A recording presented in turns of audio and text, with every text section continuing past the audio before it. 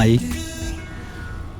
हम लाख बार तो से कहनी कि ट्विंकल हमरा से प्यार करेली और तौर दहेज में हमनी के राशन के दुकान भी मिल जाइत, हमनी के ब्याह करा देतू था। लेकिन ना, तो कहता पेट्रोल पंप लौकत रहे, लाख रुपया महीना हाथ में बिछलात रहे, और तू मधु से हमार जबरदस्ती ब्याह करा देलू। हाँ तो हमरा के काहे नॉलेज रहे बेटा कि हमरा साथे स्टैम्प होई? स्टैम्प ना मम्मी, स्कैम। हाँ वे, हम तो ये अंडरस्टैंड कर ले रहनी कि कारगिल के फौजियन पेट्रोल पंप मिलला, लेकिन हमरा का पता है कि हमारा गुआ लोचा में बात फंसाई और नून सेन के हमरा घरे का पतो बनाई। ए माई, हमरा वो छलपटवा अगुआ भेटा जाए नु तो खींच के कनपटिया के नीचे मारम छापड़। हाँ, बड़ा लबरा रहे दादा, कुंडली खोले से पहले पेट्रोल पंप के कागज खोल के रख देलस। आ का कहत रहे हो? हाय देखी, पूरा पेपर रेडी बा। जैसे ही मधु के गृह प्रवेश हुई वैसे ही पेट्रोल पंप रहुआ सबके हाथे में।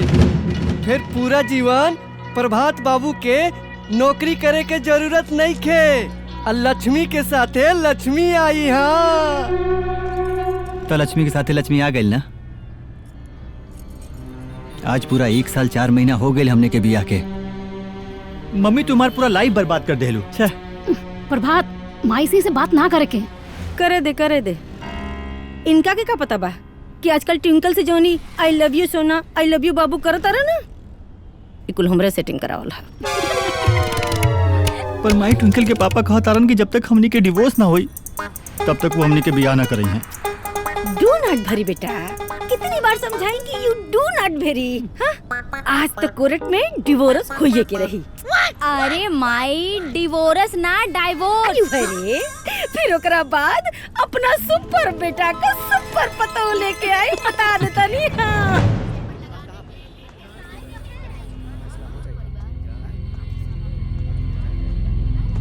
All set.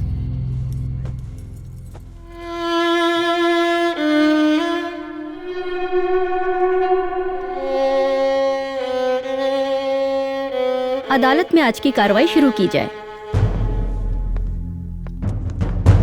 Thank you milord, your honour. जैसा कि मेरे मुवक्किल प्रभात और उनके परिवार वालों ने इसी अदालत में पिछली दफा बताया था कि मधु जी उनके परिवार के बहू बनने के काबिल ही नहीं है। ये बात उनके परिवार वालों ने भी स्वीकार की है। लेकिन ऑब्जेक्शन मिलॉर्ड, मधु की खामोशी को मेरे काबिल दोस्त ने कैसे कबूलनामा मान लिया? Objection overruled. You sit, you may proceed. Thank you milord, your honour. Case बिल्कुल साफ है। 6 महीने पहले मेरे मुवक्किल प्रभात और मधु जी ने डाइवोर्स फाइल किया था, जो 6 महीने की अवधि आज समाप्त होती है। तो मैं अदालत से दरख्वास्त करना चाहता हूँ कि बिना अदालत का वक्त जाया किए मधु जी को ये हुक्म दे कि तलाकनामे पर हस्ताक्षर करें, जिससे हमारी मुवक्किल मनोरमा देवी अपने बेटे की दूसरी शादी कराकर बहु सुख का लाभ उठा सके। योर ऑनर, मैं अपने काबिल दोस्त से एक बात पूछना चाहता हूँ कि जब मधु एक अच्छी बहू के लायक थी ही नहीं तो इन लोगों ने शादी ही क्यों करवाई? योर ऑनर, मैं अपने काबिल दोस्त को बताना चाहूंगा कि शादी विवाह एक पारिवारिक गाठजोड़ होती है। परिवार के मान मर्यादा को ध्यान में रखते हुए बहुत सारी बातें छुपा ली जाती है। योर ऑनर, इस केस में भी सेम टू सेम ऐसा ही हुआ। पर जब मधु जी शादी करके प्रभात के घर पर आई तो धीरे धीरे उनका रंग खुलता गया और उनका असली चेहरा सामने आया, जिससे पता चला कि वो घर में रहने के लायक ही नहीं है। मिलॉर्ड, मैं अपने काबिल दोस्त से यह भी पूछना चाहता हूँ कि एक लायक बहू का क्या मापदंड होता है? मिलॉर्ड, इस केस में कहीं ऐसी कोई चर्चा नहीं है कि मेरी मुवक्किल मधु को खाना बनाना नहीं आता है, या सास के पैर दबाने नहीं आते हैं, या फिर सब्जी में नमक कम डालती है। Order order, you may proceed. Thank you milord, आप खुद एक महिला है और भली बात जानती हैं कि बहुओं का नमक ही पहला दुश्मन होता है जो घर में अशांति फैलाता है। ये तलाक का एक ही कारण है, ये लोग दहेज के लालची है। ए वकील साहब, अरे रहुआ कितना झूठ बोलता नहीं महाराज। कौना चीज का कमी बा हमरा पास? घर दुआर खेत कियारी, अरे 5 लाख का ट्रैक्टर दुआरी पर हुमच के बनने बाड़ी और रहुआ कहता नहीं कि ऑर्डर ऑर्डर ऑर्डर। मनोरमा जी, ये कोर्ट है, आपका घर नहीं है। आपको जो भी बातें बोलनी है कटघरे में आके बोलिए। नट अरे माई, बैठ जाओ। ओके। मिलॉर्ड, मैं अपने मुवक्किल मधु जी को कटघरे में बुलाने की इजाजत चाहता हूँ। इजाजत है।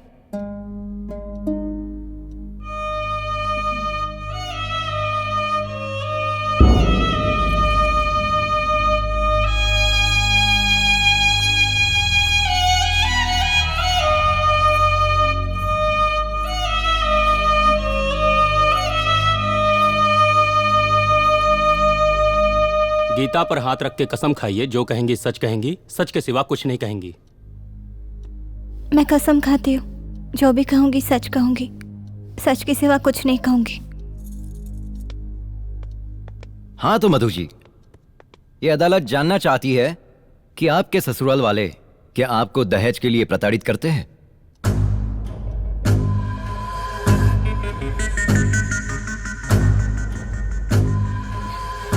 नहीं सर। सच बोलिए, झूठ नहीं। ऑब्जेक्शन मिलॉर्ड, मेरे काबिल दोस्त मधु जी को गुमराह कर कर उनसे सच से झूठ बुलवाना चाहते हैं। Objection overruled. बैठ जाइए। You may proceed. Thank you my lord. Milord, आप देख रही है ना, मधु आज भी इस परिवार को अपना परिवार समझती है, समाज में सम्मान देती है। तो क्या इस परिवार को मधु को सम्मान देने की जरूरत नहीं है? योर ऑनर, महज सम्मान देने से ही किसी के नेचर का पता नहीं चलता है। अगर मधु को उस घर में बहू का दर्जा चाहिए तो मनोरमा देवी को भी सास का सुख और हक देना ही पड़ेगा। अरे ये जज बैठो, अरे ई का हमरा के सुख देही? अरे महीना में 32 दिन अपना नैहरे में रहेले। अरे तू को बिटिया ना रहती ना मैडम, तो हम तो बिन खइले मर जाई। और एकरे कुप्तन हमार 5 किलो वजन कम हो गई। Order order. मनोरमा जी, आपको पहले ही बताया गया है, ये कोर्ट है। आपको जो भी बोलना है कटघरे में आके बोलिए। I am fine. You may proceed. Thank you milord. Milord, जब एक इंसान की दूसरे इंसान से नहीं बनती है और वो नाखुश रहते हैं तो दोनों में से किसी की भी गलती हो सकती है। लेकिन जब एक इंसान से अनेक इंसान नाखुश हो तो वो एक इंसान ही गलत होता है, जैसा कि इस केस में मधु जी हैं। मैं आपको बताना चाहूंगा कि मधु जी की परिवार में किसी से नहीं बनती है। पति उनको पत्नी मानने को तैयार नहीं है, सास उनको बहू मानने को तैयार नहीं है, ननद उनको भाभी तक मानने को तैयार नहीं है। तो इससे साफ पता चलता है कि मधु जी का व्यवहार उस परिवार के प्रति बहुत ही गलत है। तो मैं अदालत से दोबारा दरख्वास्त करता हूँ कि बिना देरी किए हुए मेरे मुवक्किल प्रभात और उनके परिवार वालों को न्याय दिया जाए। माय लॉर्ड, कुछ देर के लिए मैं मान लेता हूं कि मधु जी गलत है, इनका व्यवहार भी गलत है, पर आप भी एक महिला है और आप भी अच्छी तरह से जानती हैं कि एक महिला जब नई जगह पे जाती है तो वहां के लोगों की पसंद नापसंद, उनके व्यवहार में ढल जाना क्या इतने कम समय में संभव है? मिलॉर्ड, ये परिवार बहुत गरीब है और आप खुद जानती है कि एक औरत का, एक महिला का जब तलाक होता है तो उसका दामन दागदार हो जाता है।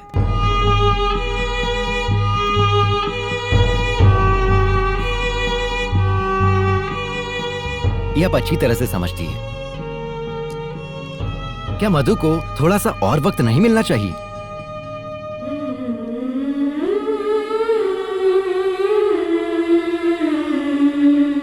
आप दोनों लोग बैठ जाइए। मधु जी, माय लॉर्ड। आप भी बैठ जाइए।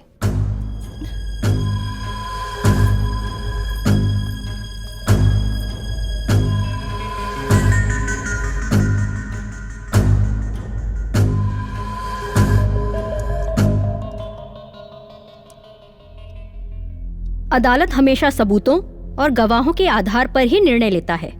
दोनों पक्षों की दलीलों को सुनने के बाद और एक महिला होने के नाते तलाक होने का दर्द क्या होता है ये बखूबी समझती हूँ। इसलिए मधु को 1 महीने का और वक्त दिया जाता है। अगर इस 1 महीने के दौरान अगर मधु अपने ससुराल वालों का दिल जीत लेती है तब तो ठीक है, वरना तलाकनामे पर हस्ताक्षर करेंगी। कोर्ट मधु के पति को ये आदेश देता है कि वो मधु को सम्मान पूर्वक अपने घर ले जाए। Court is adjourn for today.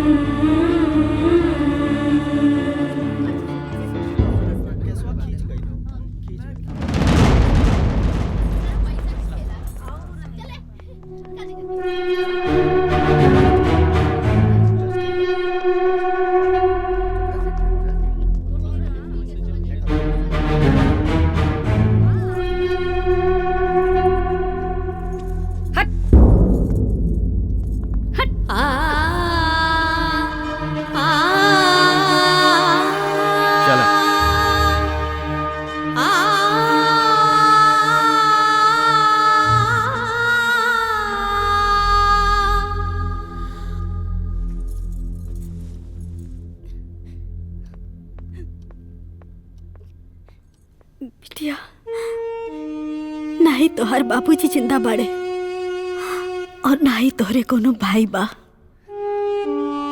और हमार उम्रे कितना बा। हम आजीवन तोहार साथ नहीं खी दे सकत बेटा। उहे परिवार तोहार आपन परिवार हा और उहे लोग तोहार आपन लोग हा। उहे घर तोहार आपन घर हो बेटा। और तोहार बाबूजी बड़का बड़का लड़ाई जीत लेत रहले और तू ऊ लोगन के दिल नहीं खो जीत सकत। बेटा, ससुराल से पतो के अर्थी ही उठेला। अरे केकरा परिवार में राय टाय ना होला। बीतल सब बात भुला जा बेटा।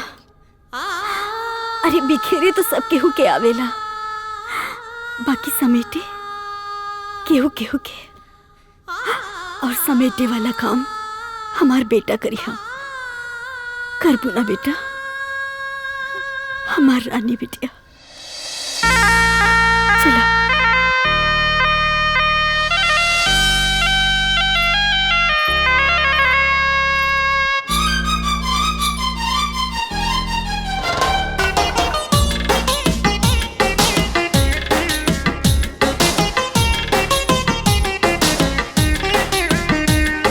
सास ससुर ननद ननदोई, ऐसन भाग न पावे कोई।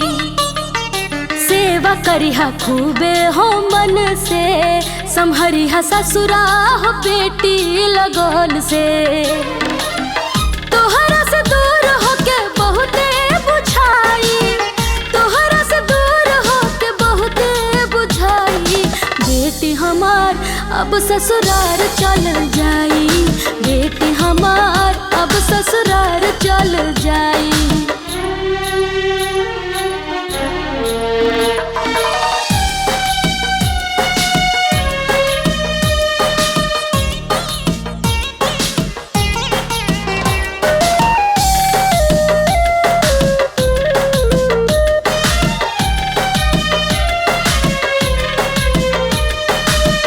चूड़ी बिंदिया मेहंदी महावर, आज पूरा सज धज के। आज विदाई तोहरो करे, देहब सब रच रच के। पापा जी के लाज रखी है कहे तोहर माई, पापा जी के लाज रखी है कहे तोहर माई। बेटी हमार अब ससुरार चल जाई, बेटी हमार अब ससुरार चल जाई।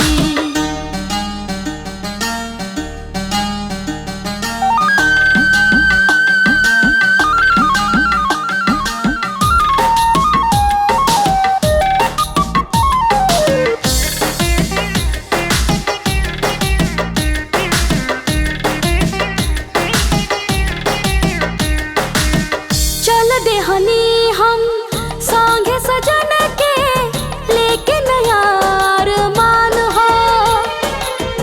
सुख दुख सब कुछ सहे के बाटे, जवन दी है भगवान हो।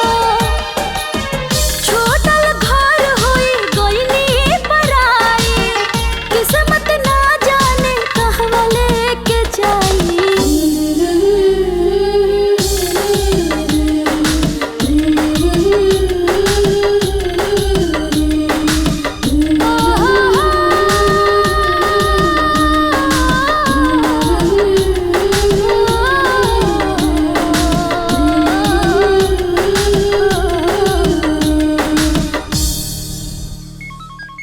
हेलो हेलो मम्मी जी, का भइल कोर्ट में? क्यों हमार फोन काहे नहीं उठावत? और कोर्ट के फैसला का रहे? अरे बिटिया, कोर्ट के आदेश के हिसाब से उकल मुही ना हमनी के संगे 1 महीना और हमारे घरे में रही। ओह माय गॉड, 1 महीना और? अरे हमार बेटा का होके वाली सोना पतो, टेंशन ना मत। मम्मी जी काहे ना टेंशन ली, हमार होखे वाला पति के साथ हमार सौतन रही तो हमके काहे ना टेंशन होई। अरे डार्लिंग, 1 मंथ के बात है ना। अरे हमनी के ओकरा के इतना टर्बुल देवल जाई ना कि 1 मंथ का 15 डे में भाग के हमरे बेटा के डाइवोर्स पेपर पर साइन कर दे। ओकरा बाद अपना होके वाली पतों के बैंड बाजा बजा के पैकिंग करे आई। By, thank you. अरे मनोरमा, कुछ तो लिहाज कर। अभी पतो आई लगी ओके भेजे के बात करे लगलू। तनी का तनी लिहाज करी जी। चुपचाप बैठी, अना तो अपन बेटा बेटी दामाद लेके हाउस लीव कर दे, अने तो ओल्ड मदर के लेके चुपचाप सिटिंग करे जा। ए माई, का करंजोली आ गई।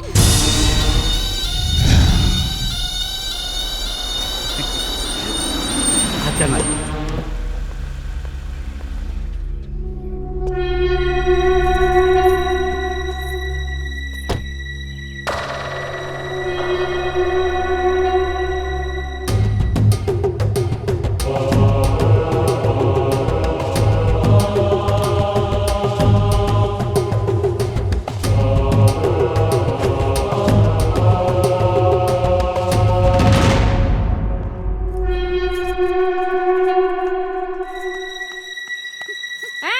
ओजी का खड़ा बानी, चले भीतरी। रउरा के अलग से न्योता देवे के पड़ी का? जाई अंदर। चल रे।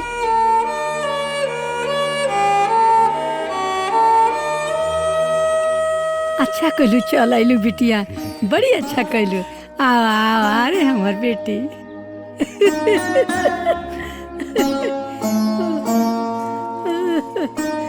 सौभाग्यवती बवा बिटिया, सौभाग्यवती बवा।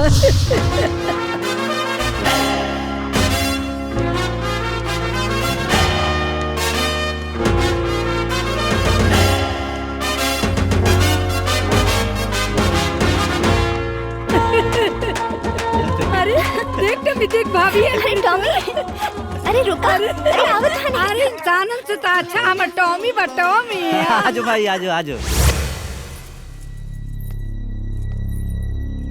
ए, तू यहाँ का करे आयल हो?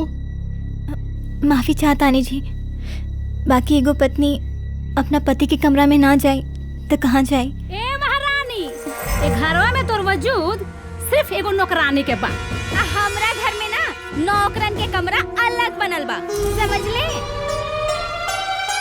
होई देख छोटकी, कोर्ट आदेश का दे दलस। ई तो घर, पति, संपत्ति सब अपना बापे के समझ लागल।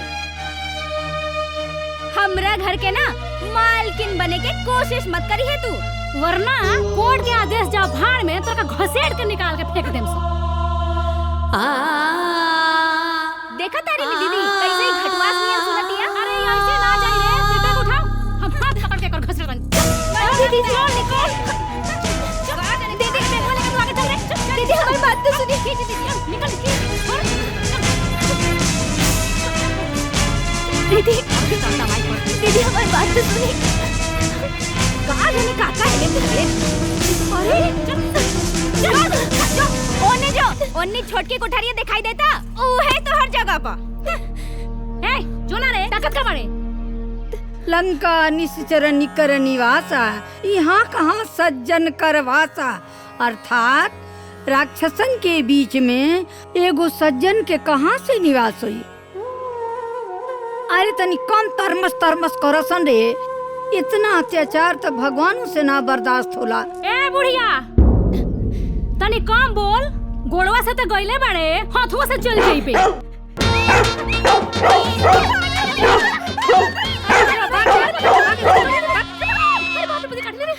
ए बिटिया, सपना लेके आइल बड़ू तो ये समस्या से तो तर लड़े ही के पड़ी न बाबू।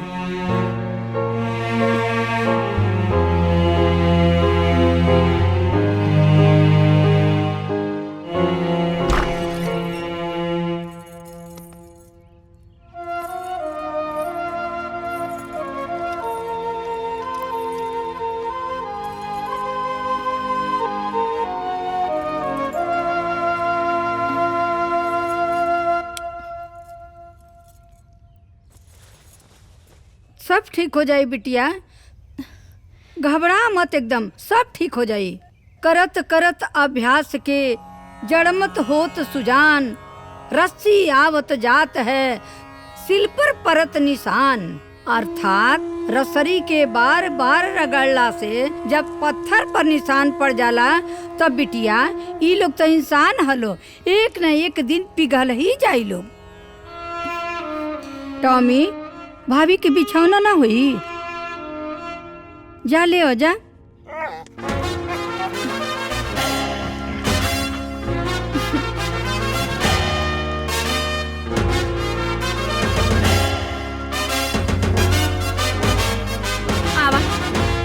घुसावत आनी तोरा के रूमे में ऐसा नाच नचाइब ना।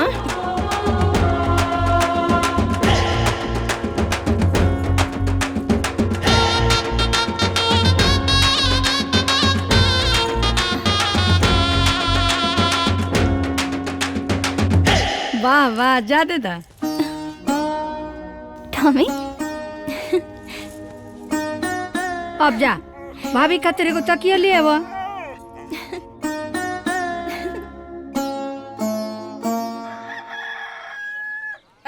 दलितर, अरे मुझौसी मार गली का रे। आओ तानी माँ जी। अरे आओ तानी, यही वो करबू।